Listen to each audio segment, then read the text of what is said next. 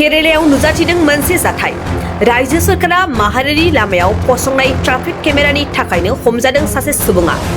मख'नो गोनांदि 25 एप्रिलाव बे सुबुङा हेलमेट गैयालासेनो स्कुटार सालायदोंमोन।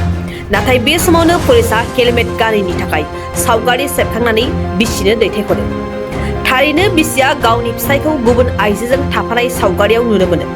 बेनि उनाव बिसि फिसायनि गेजेराव नांलाय खमलाय जायो आरो बिसिया पुलिस थानानि दरखंआव गाखोयो। उनाव फिसायनि हेंथायै गसर थिसनो बिसिया। बे गसर बायदियैनो पुलिसआ दायो फिसायखौ हमनाय जायो।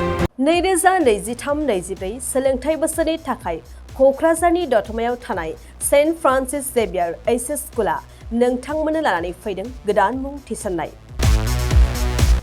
दतमानि बोरसिजरा गामियाव थानाय सेन्ट फ्रान्सिस जेभियार एइचएस स्कुलाव दायो आर्ट्स स्ट्रीमआव 11 थाखोनि थाखाय गोदान मुं थिसननाया सोलिगासिनो।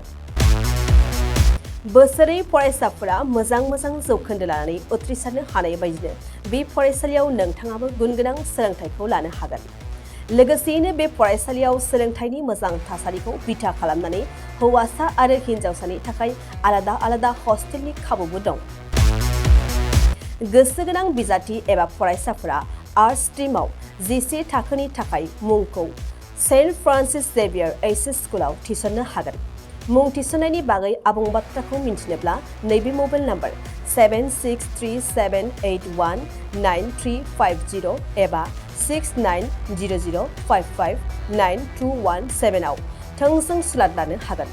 थामहिनबा सेन्ट फ्रान्सिस जेभियार एइचएस स्कुलाव थांनानैबो नोंथाङा सुलाद लाहैनो हागोन।